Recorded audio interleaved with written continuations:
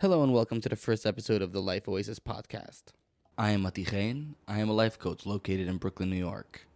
And I am Chaim, a grief recovery specialist and photographer also located in Brooklyn, New York. I just want to share a little bit of gratitude at this moment and say that I'm extremely grateful that we're actually here recording this. It's been a while. We were supposed to record this a long time ago and we came across many different challenges. And I'm just extremely grateful that we're here in this moment recording this podcast. It's huge for me. I also have to say that the fact that this took so many challenges shows how much it meant to us, because when something means something to you, you really take on every challenge head first. You go through it, and I think we both did it, and it's incredible that we're just here doing this. So first, thank you for being here, Motty. The first question I wanted to ask on the podcast, I wanted to be directed at you. I wanted the question to be, what does this podcast mean to you, and what do you expect to come out of this podcast? There's something about me that a lot of people don't know, that I used to stutter badly when I was a kid, and overcoming that challenge meant so much to me. And these different challenges that literally put me down, like really low, and I was able to overcome them. I was able to refine who I am and be able to connect to who I am more and more. And that's where I found personally meaningfulness. It wasn't a place where I had to get to and say, I am here. I feel good with myself. That's where I want to get to. Rather, the meaningfulness came through the process, through working, through creating on a daily basis, through personal growth all the time, growing more and more and more. And that's something that I would love to share. I think it's extremely important to remember that life is happening all the time and it's moving forward. And I, as a person, sitting right now, recording this podcast, how can I be the best me that I can possibly be in this moment and move forward? It's something that I struggled with for years, to really want something. Not just an idea like, oh yeah, this is a great idea, Wouldn't it be great if I had this? But like to actually want it, to embody that will, feel it, and achieve it. And it's something that I feel is so powerful to be able to be there, to feel that, to live to your best. That's something that I would love to gain out of this podcast, to express that sensation. That's awesome. Chaim, what does this podcast mean to you? And what would you love to gain out of this podcast? So as most of you already know, I was featured on the Nishamas podcast sharing my story. And after the podcast, a few people reached out to me telling me that they related to with what I was saying, and that inspired me. Because what I did is I just shared a part of my life, intend to affect that many people. I thought it'd be amazing if I could just get one person inspired. But instead, I got many more. And when you came to me and asked me if you want to do a podcast, I was like, this is the opportunity. This is my opportunity to reach as many people as possible. And hopefully we could do that together. That is what we're here for. That is the whole purpose of this podcast. And I think that aligns very, very well with what we do as an occupation on our day-to-day lives. As a life coach and you as a grief recovery specialist, it is to inspire. So Chaim, as a grief recovery specialist, what is that you find that is so fascinating, so beautiful, that you wanted to pursue this career, this pathway, this lifestyle? So a lot of people have this misinterpretation that grief is only about death. There's so many other aspects of grief that I never even noticed myself. There's loss of hope, loss of faith, loss of job, loss of communication, loss of even a friendship. And I didn't really know that there were so many. And I never even realized how much I was grieving over these small things because I didn't consider them grieving at the time. So when I got into the course and I was finally healing myself from all the past experiences that I had, I realized how much I wanted to just give it over to other people, help other people. And after I took the course, I was talking to clients, I was talking to friends, and I realized how much I could give over. And that's all I wanted to really do in my life. I wanted to be heard. I wanted to be accepted, and just finding myself as a helping person was the awakening point. And I just wanted to give myself over to as many people as possible and help as many people as possible. And when I started doing that, just the feeling and the encouragement I was getting from my friends, my mentors, my teachers, and my family was incredible. So at that stage when you actually felt like, okay, now I am ready to give over. Now I am ready to share and help and give. What really changed within you? Because before that you were before healing, but were you quote unquote after healing when you decided that I am now ready? So I believe that the main issue I had before I healed was I did not have any self-love. And when I finally sat myself down and said, what am I missing in life? What is wrong with me? Why am I not getting things I want done? Is it because I don't want them? And I contemplated on it for quite some time, and it came down to one fact. I didn't love myself. And if you don't love yourself, you can't love anyone else. You can't give yourself over because you're broken inside. It's like you can't give someone a glass that's already broken. You give them the glass. And when the second I started realizing that I didn't love myself, I just was like, what do you got to do? What's holding you back in life? Why do you not love yourself? That sounds like such an easy thing. And I sat there and I worked on it, and it took me a long time. And I honestly think that I'm still working on it. It's a challenge on yourself of, do you love yourself? So just to clarify, you said before that you were healed and then you were able to share. What do you mean by that? When did you come to a place where you feel like I am better than where I was before? I am able to share, and before I wasn't able to share. What changed in that process? One of the big changes I made that helped with the process was I would wake up every day and I would say, I'm alive. I'm happy to be alive. I'm happy that my emotions are a part of me. Like, instead of getting sad and dwelling on my sadness, I would get sad and be like, hey, I'm human. Thank you for letting me know that. And I would thank my sadness. And as crazy as that sound, that helped. When I had anger, I was like, this is me. I'm a human. I'm allowed to be angry at certain things, but why am I angry? And I started talking to my emotions individually as their own entity. And I realized that they're just parts of me that I had to learn to control. I would thank them for letting me know that I am human and I'm allowed to make mistakes. That whole concept of allowing yourself to make mistakes, I think that ties in very well with the topic of self-love that you brought up before, that you found that you were lacking self-love. I mean, everyone loves themselves to a certain extent. Even though you say, I hate myself, but there is places where you do love yourself. It could be toxic love. It could be toxic positivity. It could be many things, but there is the element of self-love already within us, and we just have to bring that out and reveal that outward. And what I mean by toxic love is where you love the wrong things and the wrong reasons, but it is you.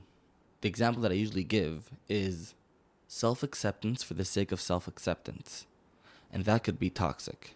And I'm not trying to downplay all of the cliches, just saying I am good enough the way I am. And that's important because you are good enough the way you are in this moment. What about in 5 minutes from now? How can you be better in 5 minutes?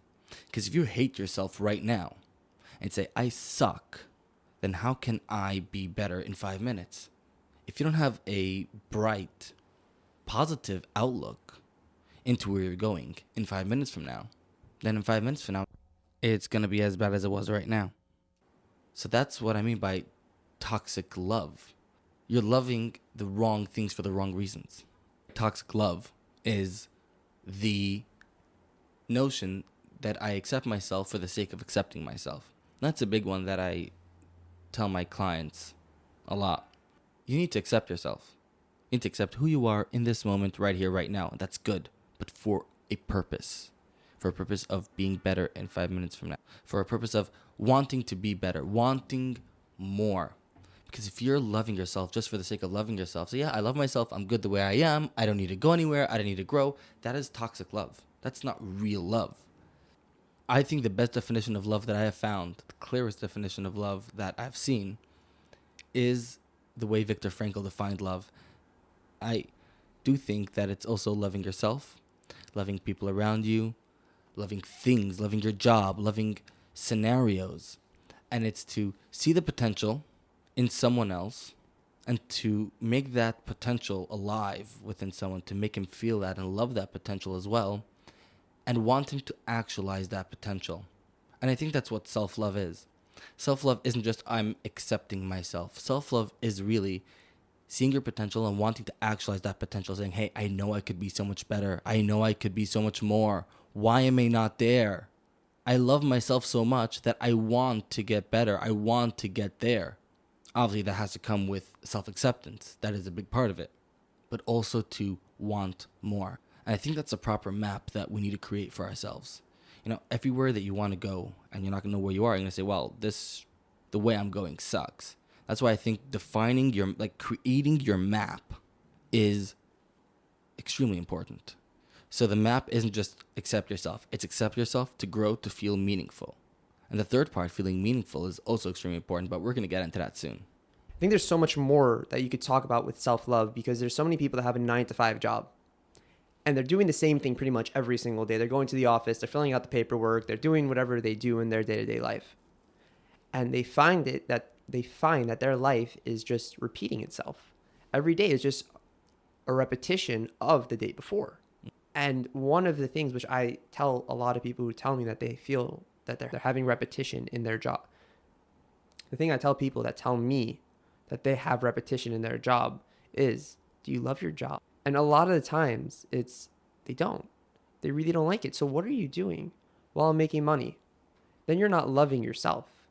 Yes, money is great. I love money. You love money. Pretty sure everyone listening loves money. Mm-hmm. But you got to do what makes you happy.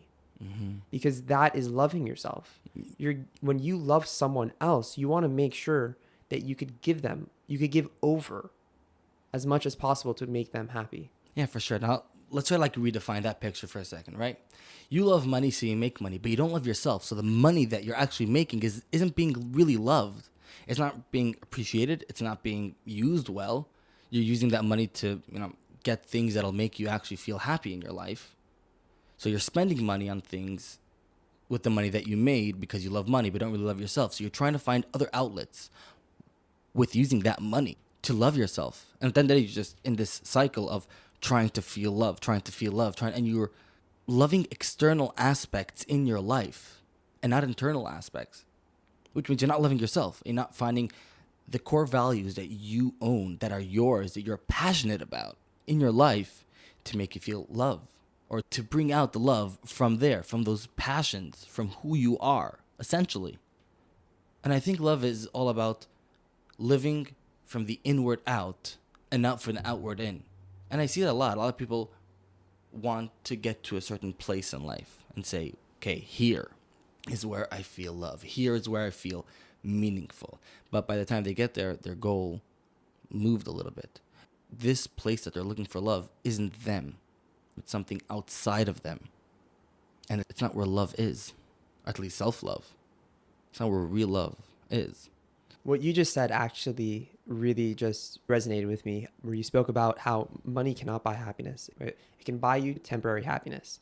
And I realized that when I was younger, whenever I was down and I was sad, I'd be like, oh, you know what'd be cool? Let me get the new iPhone. Mm-hmm. And I found myself when I was younger trying to replace my unhappiness with random items that would give me temporary happiness. And I would get, let's say, a new phone. I would be happy for a day and a half and be like, oh, look, I got this new phone. It's so cool. It's exciting. But that did not give me happiness. And that temporary happiness wasn't even happiness, because the fall after it was hard. Because I realized that my phone isn't going to make me happy. And anything that I would get to replace this unhappiness wouldn't make me happy. Yeah, for a little bit, it did seem very cool and it was exciting. It was new, but it wasn't making me happy. So it wasn't making you. What wasn't making you feel? What was that feeling when you got this new thing and you're like, yes, I have this right now? And you felt what? Excitement. You feel excitement. It's something new. Always, a change of scenery is always very, very nice. When you go on vacation, I've seen people go to one of the nicest places in the world. And I've seen people travel to very nice places and absolutely hate it. Because it's not about the place, it's about you. So if it's not about the place and it's about you, where do you need to be mentally, emotionally, lovingly with yourself? What is, we'll call it, the ideal mindset to be in on a day-to-day life? I would say the ideal mindset is to accept and be happy. Accept what you have, because we cannot change our cards. We are dealt a certain amount of cards and we cannot change it. Yeah, exactly. Just as it says in Ethics of Fathers in Pirkei Avos, he who is rich is happy with his lot. And I personally have lived a life, where I didn't have so much money, struggling paycheck to paycheck, but I still lived like a rich person. I had this richness, this good feeling about myself, because it had nothing to do with the money I make. It has to do with where I am personally in life. And that projects onto the money that I make. And that is actually a pretty good recipe to make more. Because I have seen people who are rich and do have a lot of money and do make a lot of money, and they ain't happy. It has nothing to do with the figure that's in your bank. It has to do with where you are. And in order to grow, you need to have that positive mindset. You must have it, because that will actually make the money that you create through loving, and you'll love the money that you make, and that will love you back. That's something that a lot of people don't understand. You keep on projecting yourself in everything that you do. The way you say hello to someone, the way you give high five to someone, the way you say, yo, what's up, bro, and you give them a hug, the way you drink a glass of water, the way you act towards your parents, the way you do everything, whatever you do, the way you work, the way you paint, the way you just do whatever it is, the way you shoot photography, you are projecting yourself into that. And if you're coming from a place of love, it will be created with love, and it will be love, and it will love you back. And I think art is a great example. When you paint a painting, when you're in a place of pain, a place of hurt, and afterwards look at that painting, that pain, that hurt is being projected back to you. That's why it is essentially and so extremely important to create from a place of love. Always. So you'll actually feel good with it. I can go into hours about, I can give thousands of examples about projecting, like building something from IKEA, right? You can look back and say, that was a good thing, it's actually, you use it well. But then if you create it out of hate, out of pain, you're going to say, I don't give anything about that. But that put me through a hard time. And I'm sure we can find different examples in life that happened to us personally. But there is a thing that I do believe in strongly. Loving yourself and creating from love can be very difficult. At least for me it was in the beginning. And I wasn't even aware of it. I wasn't aware that many different things that I'm doing is projecting elements from my past that I'm trying to correct. And that's actually pretty powerful to think about it for a second.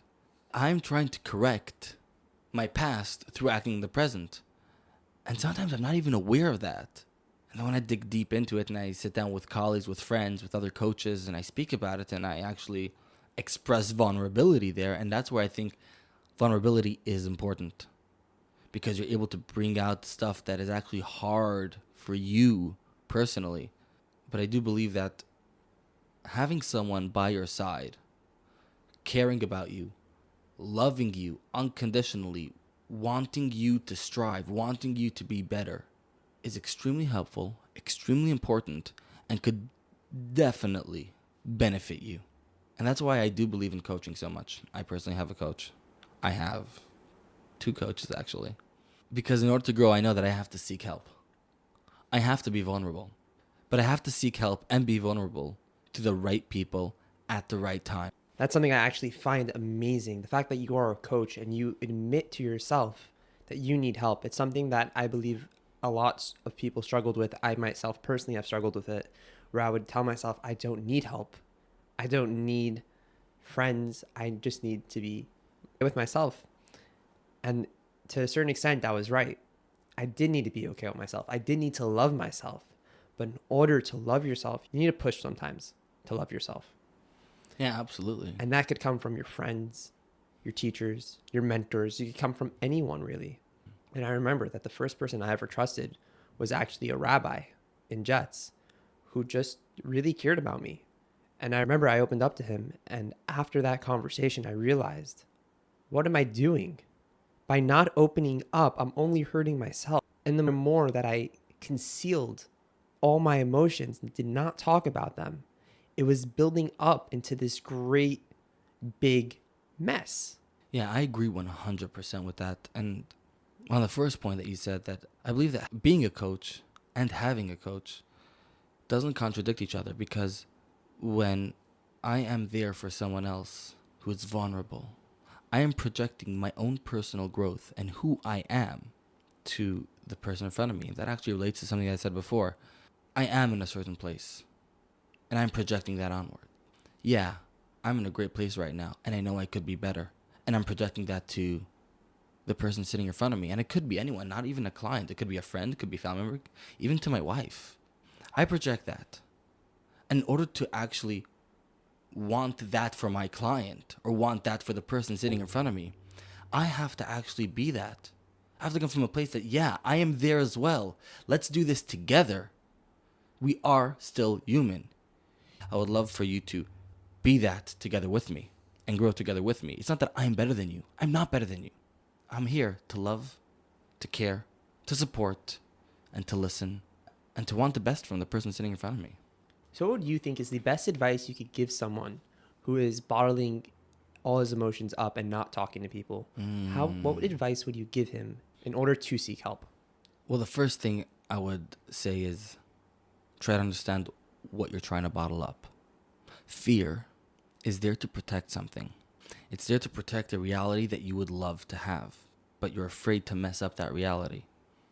And I'll give an example. I was sitting with a group a day before his wedding, and I asked him, how you feeling? He said, I'm feeling scared. I'm like, scared is good. If you weren't feeling scared, then I would think you're a little crazy. Now, that little bit of fear. He's like, no, I'm scared that I'll be scared tomorrow, and I'm going to want to back out of the wedding. So I say, let's dig into fear. What is fear? You're right now scared to get married because you don't want to have a bad marriage. Why don't you want to have a bad marriage? Because you would love to have a good marriage. So because you want something so badly, you don't want to ruin that reality, that potential that you would love to have, and you know that you could have it. And you don't want to mess that up, and that's why you're scared. So where are you going to focus your energy on? I don't want to get married, or I would love to have an awesome marriage. And I think that's in everything. Someone who's stage fright, for example. It's not that he's afraid to talk on stage. He's afraid to mess up on stage because he would love to go on stage. He knows that he has that potential within him. I really like what you just said, because there are two main factors in that. You said the number one thing to do is identify the issue. Sit down and figure out what's causing the issue. Where does it stem from? Is it a past trauma that I might have, or anything like that? Once you figure out the entire issue, you identify from A through Z in the issue, then you can move forward into the healing process. The second thing which you said, which I happen to really love and admire, is messing up is okay. It took a while for me to finally realize that messing up is okay. And messing up is part of human nature.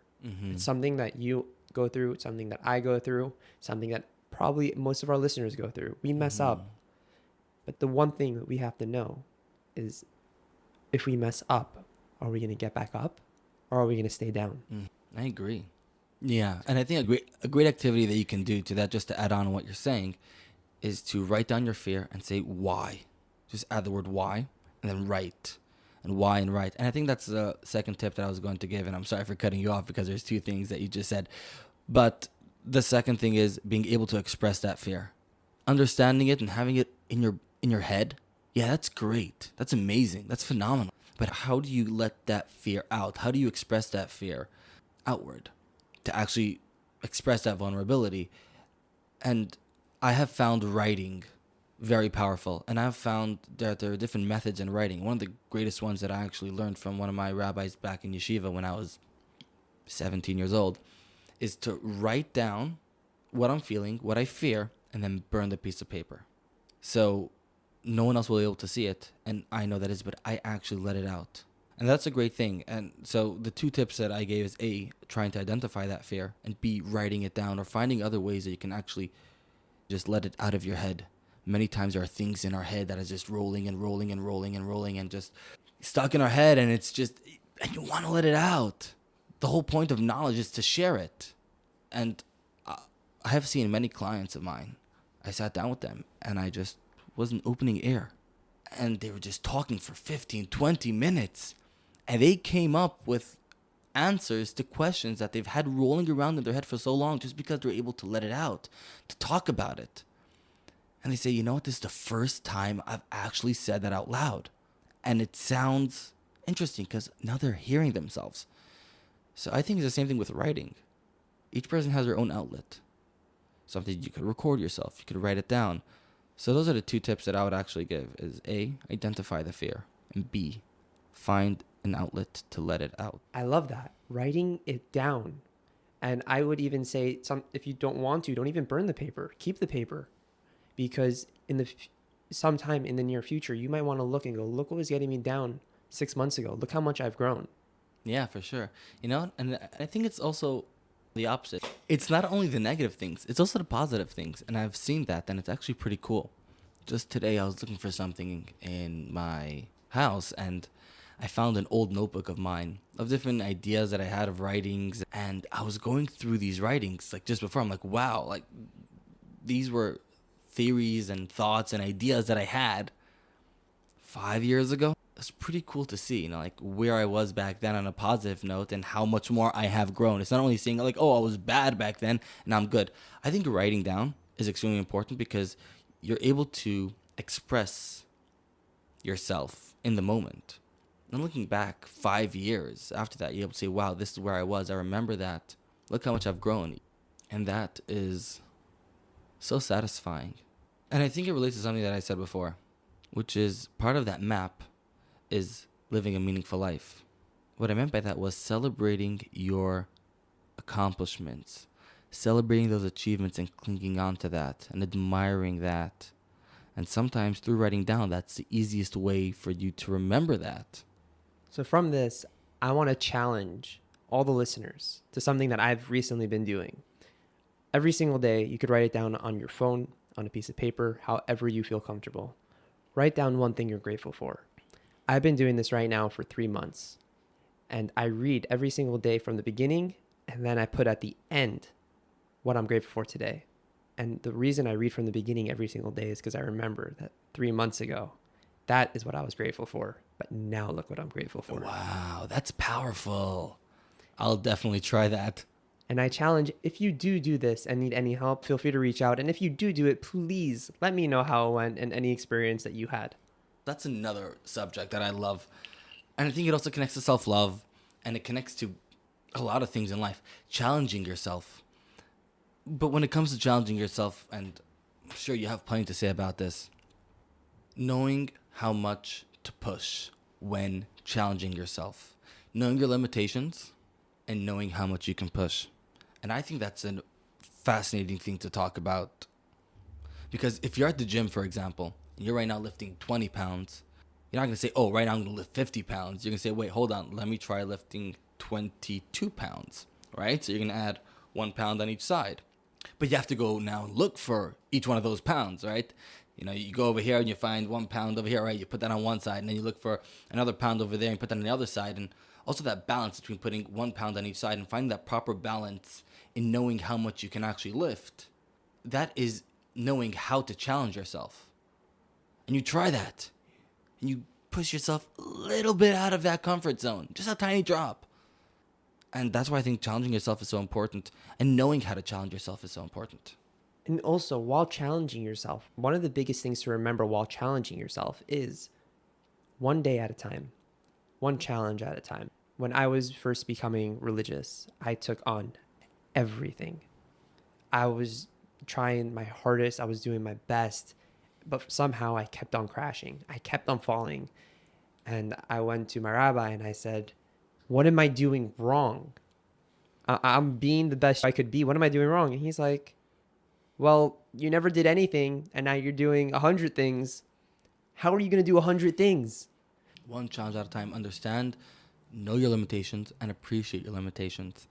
And appreciate that this is part of your growth, part of your life. It's part of the appreciating your achievements and celebrating your growth, which is a vital part of the map that I explained before.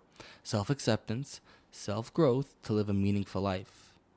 Acknowledging, appreciating, accepting, and saying, yes, I was able to do one thing.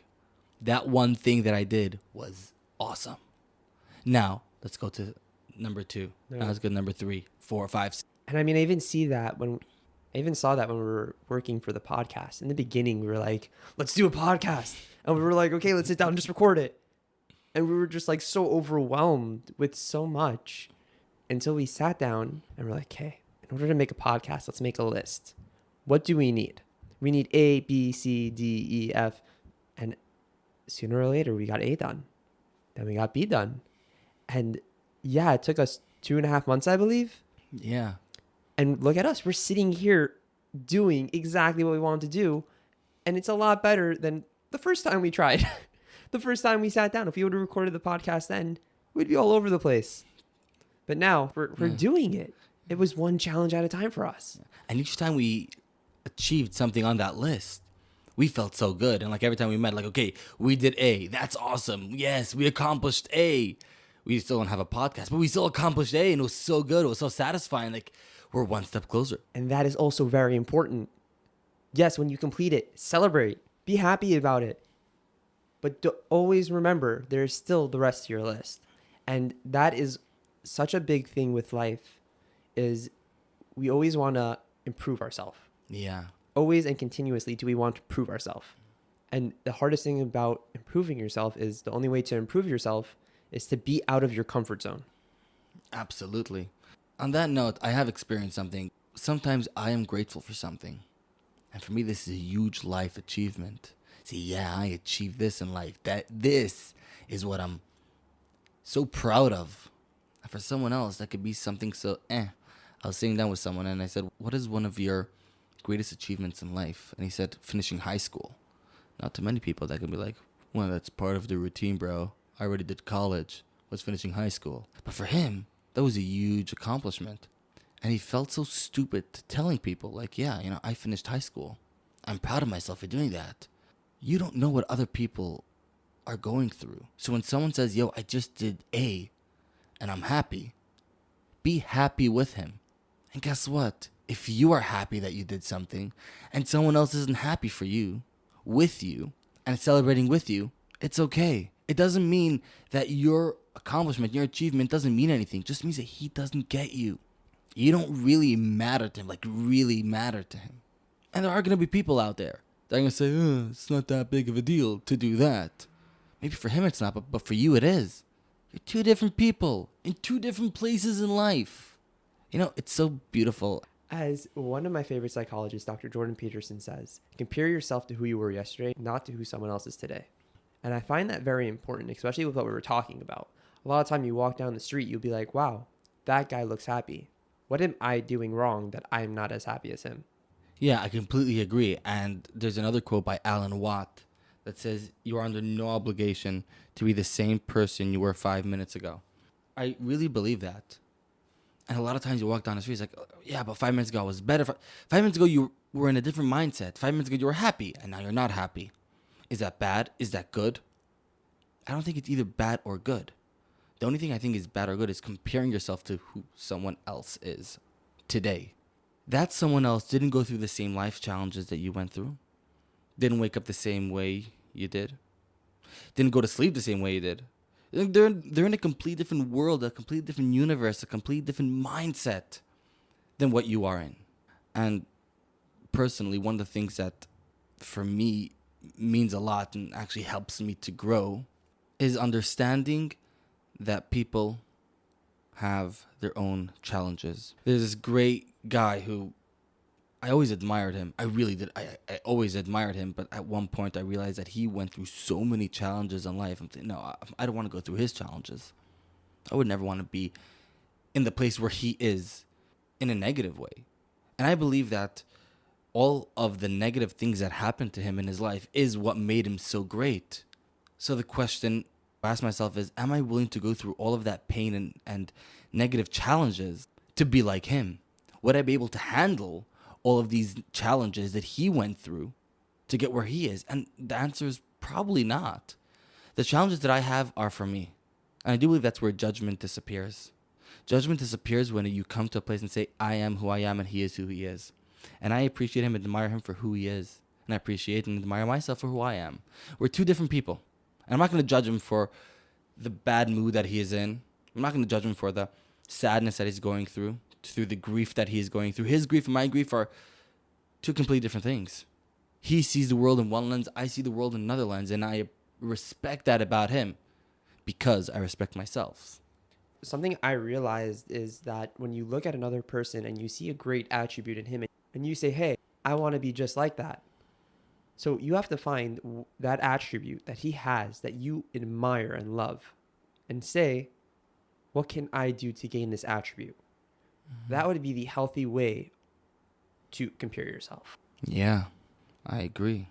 When I was becoming a grief recovery specialist, I had so many people in my class that had the same kind of losses that I did.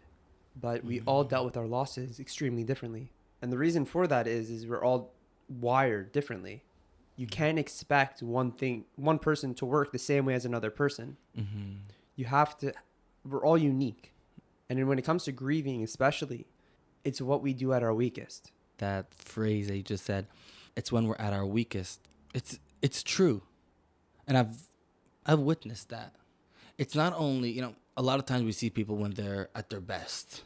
And there's performers, or you see people when they're at their best. You don't see them when they're at their worst, when they're at their weakest point, or at their lowest point. And you think, oh, his life is so good. His life is so good. His life is so great. But it's not really.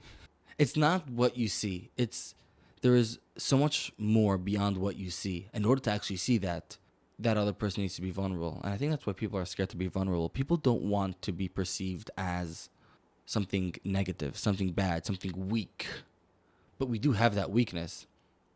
We all have that weak point, that low point that we hit.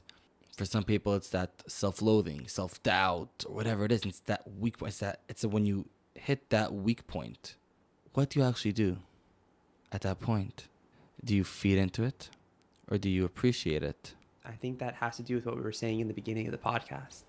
Individualizing and identifying your emotion. They're a part of you, but they're separate parts of you. And I think that actually ties in very well with something that we spoke about earlier, which is talking to your emotions. And you brought up so many good, powerful points and how important and healthy it is to speak to your emotions.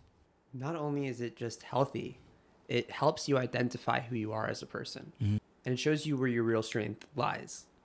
Because you have to own who you are. As we said before, you have to be happy with your lot. If you do not own who you are and you're not confident in with who you are, that's the first issue. Right there is the first issue that can lead to so many other problems. So how does talking to your emotions fill that hole of really owning who you are? Well, to give you an example, I used to be very self-conscious in crowds and the way I spoke to people. And that made me a very quiet person. And when I'd be in big crowds, I just would sit in the corner and just be myself. And then one day I was having a conversation with a life coach by the name of Motty, and he told me, why don't I talk to my emotion and just deal the issue out with my emotion? We were talking about a totally different issue. And I was like, wow, that's a great idea. And I got home and I started, writing down my emotions. I feel angry. Okay, what caused my anger? A, B, and C. Okay, is there a better approach to this anger that I'm feeling? And from there, I would slowly make progress. And I started realizing that that's who I am as a person. One day I tried to approach the issue of me being quiet in the corner, that it came from so much more than what I thought it was. And I realized that this is not who I want to be. So I started working on myself and I got out of my comfort zone and I spoke to people. And speaking to people sounds so easy to some people, but for me, it was so scary. It was frightening to just be like, hey, how are you? It was weird to be the first person to start that. And I finally started owning who I was. And it just changed my entire approach and outlook to life. And this isn't something I did as a child or something I did in my teenage years. This is something I did when I was 21. When you started this whole exercise of talking to your emotions, let's see, the first day, the second day, did you see the progress? Was it easy? I'll be honest with you, the first few days I kind of felt silly. I really thought it was kind of funny. I'm like, what's up, anger? Okay, this is super weird. Oh, yay. So what pushed you to actually continue it, to actually stay on this regiment? I finally started doing the actual work. I started actually saying, hey, Why do I feel this way? What am I doing about me feeling this way? Do I want to feel this way? But until you felt comfortable, what motivated you? Because right now, in this moment, let's try to get into this mindset for a second, all right? You're in this moment, you're writing down your emotions, and you feel silly with yourself. What made you do it the next day? I think it was the will to want to improve myself. Mm. The self-love that I was finally giving myself wanted me to improve myself. Sometimes we tend to forget that in life we're just meant to continuously improve. And we get comfortable in this zone, I'll call it, that we're in. This part of our life that we're in. We get very comfortable with it. And when you get comfortable, you finally kick off your shoes, you lay down in the bed, and then boom, you're sunk into that bed. You don't want to get out of it. And I did not like that. I did not like the fact that I was getting comfortable with who I was when there was so much more room for me that I needed to improve. That's fascinating because clinging onto the bigger picture, onto that will, is what pushed you forward. The way you approached it wasn't from an evidence-based notion saying, oh, until now it sucked, so now I'm going to stop doing it. But there was a belief-based thought, a belief-based notion that this can be so much better. This is going to be awesome. And I just got to push through because it's something that I really want. Something that I know that I want. Something that I know that I'm lacking. And I would love to have it. I would love to be there. And I find it fascinating because there's so many times in life where I say, you know what? I suck. I failed in the past. So I'm not going to try more. I'm not going to want to put in any effort because it's worthless. And then 10 minutes later, I think, wait, but I know that I can do something. I believe that I can be so much greater than what I am right now. So what is currently stopping me from achieving that? So it's not just understanding your will, it's embodying that will. We have something in the grief recovery method called STIRBs, short-term energy relieving behavior. Mm. So STIRBs for some people are gambling, drinking, smoking, online shopping, etc. And on some days when I was talking to myself, I would find myself going back to these STIRBs which I used to have because I was dwelling on the past. I was dwelling on certain emotions that I didn't want to let go. Certain anger I had towards people, certain sadness I had, and it was clouding my head. It all came down to one fact, that I had these STIRBs, and a lot of these STIRBs are from the past, and I couldn't differentiate dwelling and learning from my past, because there's a very big difference between dwelling and learning. When you dwell on the past, you sit in sorrow, and for some people it becomes enjoyable to sit in their own sorrow. Certain times when you see babies and they're happy in their dirty diapers, how could you be happy? You're in your own dirty filth, but it's warm for them. It's comforting for them. Yeah, I could totally relate to that.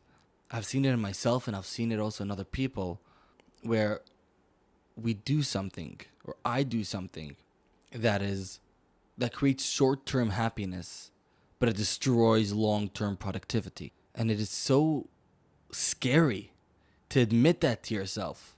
Say, yeah, what I'm doing makes me feel good, but I'm in action being unproductive. I'm purposely doing something that is destroying a future that I would love. So what would you say are the signs to look out for in unproductive productivity? It's to ask yourself, if I was the most productive in the top point in my life where I would love to be, that place where I would love to be, what lifestyle would I live? What things would I do? What things wouldn't I do then that I'm doing now? Oh, if only I had all this money, if only I got a raise, if only I got successful, if only I had a car, I would go and do this, I would go and do that. It's not about, in order to get to this place of when I have, it starts from doing it right now. So all of these actions that are temporary fulfillments, that are temporarily giving you happiness, are these things that are going to create who you want to be in the future? What kind of lifestyle are you living now? What kind of lifestyle would you love to live 5 years down the line, 10 years down the line, 6 months down the line? On the topic of self-love, what is some of the challenges that you face internally, and how do you overcome them? Well, at times I think I'm not enough. I'm not good enough. And sometimes I feel like I'm a fraud. Like, what I'm doing isn't good. And I think a lot of it comes from evidence-based thought, saying, hey, look, I didn't accomplish this. I just had a conversation with someone and I don't feel good through that conversation. I must be a bad person. And it's a lot of self-doubt, it's a lot of self-judgment, a lot of self-criticism. And it comes. Sometimes I lay down and I like, I really would like to do this, but I didn't get there yet. So maybe I'm not worth it. Maybe I'm just not good enough for it. What do you tell yourself when thoughts like that pop into your head? Well, there's two main things that I tell myself. A, I'm bringing up all the evidence of all the bad things that I did. Let's start bringing up evidence of good things that I did. I did accomplish this, and I did accomplish that. Wow, look at all these beautiful accomplishments that I did. Look at all these beautiful things that I actually achieved in my life. Let's focus on those for a couple of minutes. Why am I only focusing on the bad? And I think it has to do with something that you have to acknowledge the good the same way you acknowledge the bad. And that's a big one. It could be hard for someone because I think in our nature, we try to always think negatively about ourselves. And it's pretty negative, to say like, oh, I messed up here, so I'm probably not good. Yeah, but you were successful in every other topic besides for just that. And something that I do with my clients is we actually get into the whole dance of why does that little mess up mean so much to you? Why does that little thing that you just messed up mean that you're not a good person? So that's the first thing I do. And then I come to a belief-based thought, which I look really deep inside me and say, could I actually achieve it? Do I have that energy within me? Do I have that power? Do I have the ability within me to achieve this goal? Forget about the evidence. Forget about everything else. Right now, where I am in this place, in this moment, in this time, do I have this power within me to achieve this goal? That it's hard and it ain't easy and it's going to take effort. Can I do the hard work? Can I grow on the ladder? If I really put 100% of my effort, will I be able to get there? Usually the answer is yes. And to be honest, I don't put in 100% of my effort. I put in around 80, sometimes 70. But I'm grateful for that 70% that I put in. I say, wow, today I put in 70% of my effort. And I write that down. Every good thing that I did today reached my goal. And then I ask myself, where was I lacking? Where can I get to 71% tomorrow or 70.5% tomorrow to reach my goal? To always go a bit further. And this is what we were speaking about before, and it's so important. It's to understand your limitations. Understand, okay, today I only did 70%. I'm grateful for that. I accept that. Now where can I grow? 0.5% more. 0.5%, it's not a lot. Today I ran a mile. Tomorrow I'm going to run a mile 0.1. I ran a mile 0.1. Tomorrow I'm going to run a mile 0.2. And always try to grow a tiny drop more. One thing that I used to do for myself when I would get these negative feelings, I would always say, I don't control everything around me. I don't control my past. I don't control my future. The only thing I control is my present. And I control the way I think. You could be in a room which is environmentally bad for you. But if you're thinking properly, then yeah, it's cool. There's a saying, think good and it will be good. And it means that sometimes everything around you could seem broken. But if you look at it as a battle that you will win, you already lifted your success rate in winning that battle. Because it's all about the outlook. Absolutely. And one of the tools that I remind myself when it comes to what I can or can't control is something that Viktor Frankl says. He says, between stimulus and response, there is a space. In that space is our power to choose our response. In our response lies our growth and our freedom. To know what you can control and what you can't control and appreciate that. Say, hey, something just happened to me. I just got a flat tire. What I can control is how do I respond to that flat tire. So right there, between that flat tire happening to you on the highway and you fixing that flat tire. How do you react? And that is where you strive, and that's where your growth is. Knowing what you can control and what you can't control, understanding your limitations, and understanding where you can expand your limitations. So as a grief recovery specialist, what tip would you give to a friend of yours that is going through grief? You see a friend who is grieving on the street, you meet him, you can tell that he's grieving, even though he's trying to hide it. What tip would you give him? I don't think I would give him a tip. I would just try to be the listening ear. Because that is something that's so important, and a lot of people sometimes look for the best advice to give someone when a lot of the people are not looking for advice. They're looking for someone to hear them. Sometimes the best thing you can say is, I hear what you're going through and I'm here for you. If you ever need, please reach out. One of the things that I've seen help people in a suicidal state is just being there, being next to them, staying next to them, listening to them, because sometimes that's all we need as an emotional human being. We need someone just to hear us. We don't need someone to validate us. We don't need someone to be going through what we're going through. We just want to be heard. And if you're hurting, reach out to someone. And if you have someone else around you who is hurting, be the ear for them. Just listen to them. Listening is so vitally important. And I've seen that with my friends. One of the things I learned as a coach is to let go of this notion of how am I influencing this person and how is my influence affecting this person. And I'll be honest, as any person, sometimes I feel like what I did was not really good. It wasn't the best thing. I try. I shared some love. I told someone, yo, I believe in you. That person doesn't light up at that moment like, yo, he believes in me. Wow, great. Now I'm going to change my whole life. It takes time. And time is a big factor over here. You can't always see the result at the moment. I have no idea how a good word that I tell someone or a piece of it, like an interesting thing that I told someone or a story that I told someone 5 years ago could affect him today. And if we think about it, there are certain things that do take us and do live with us from when we're younger. And it only actually has an effect on us when we get older. For example, maybe something that your grandfather told you or something that your teacher told you 6-7 years ago. Like, I actually live with that. Hasn't gotten into effect, Letting go of the need to see results and believing that what I'm doing and the love that I'm projecting is the best thing that I can do in this moment. This is the light that I have right now to shine. How can I shine this light? How can I be the best me in this moment? How can I express love to someone? How can I really care about this person without needing to see results? Can I completely change him? Probably not.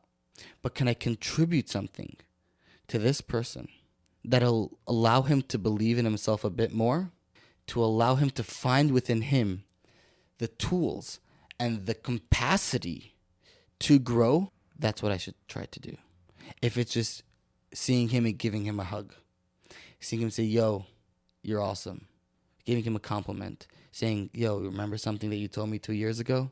Still sticks with me.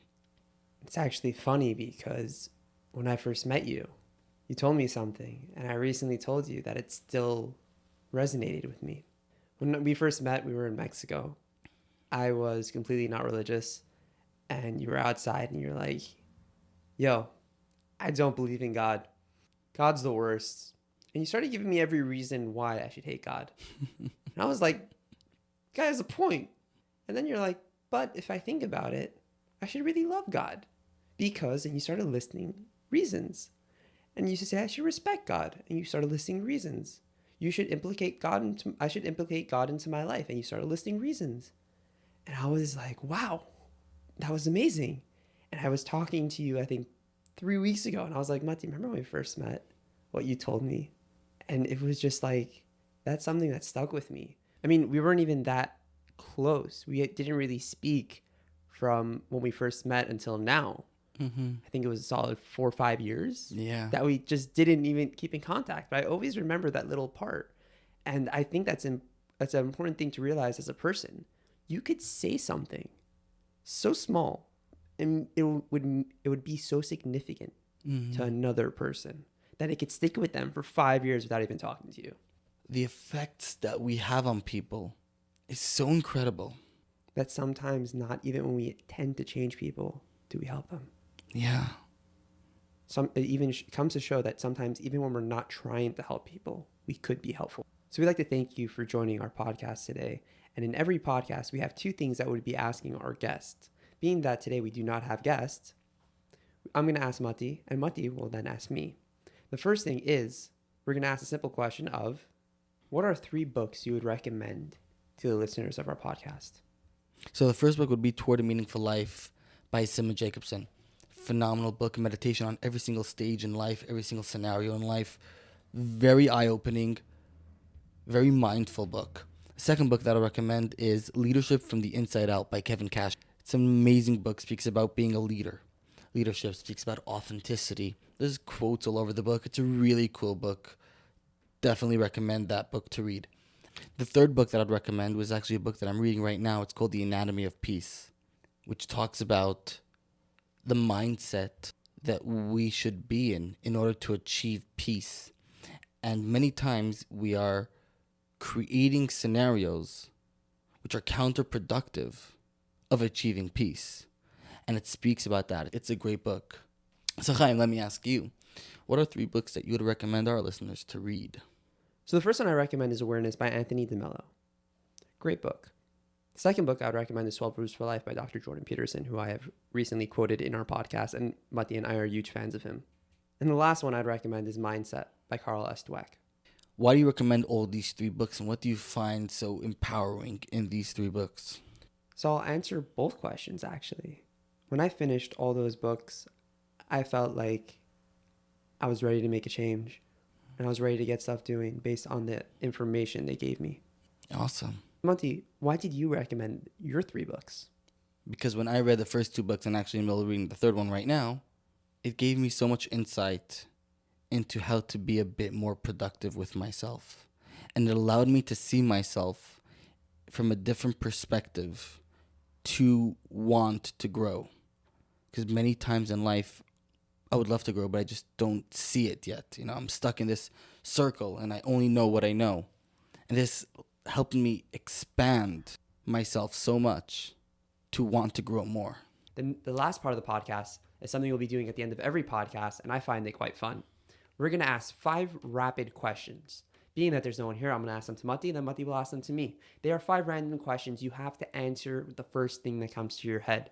Motty, are you ready? Yes, go. Okay. Motty, what is your favorite flavor ice cream? Chocolate. What is the best compliment you've ever received? That I'm awesome. Nice. What would your parents describe what you do for a living? Talk to people. What's your favorite kind of Danish? Cinnamon. If you could have a cup of coffee with anyone, past or present, who would it be? Carl Jung. Nice. Chaim, are you ready for your rapid questions? I am. Let's do this. All right. What was your favorite subject in school? History. What was a favorite trip you've ever taken? Mexico. Who's your favorite comic book character? Thor. If you had $10 million tomorrow, what was the first thing you would buy? A building. If you would write a book tomorrow, what would you write about? Healthy mindset. Yeah? Yeah. All right. I think that's the 5 questions. All right, guys, thank you so much for joining. Follow us individually on Instagram at Coach Motty. That is Coach Motty with a Y, not an I. Yep. And at Chaim GRM. On Instagram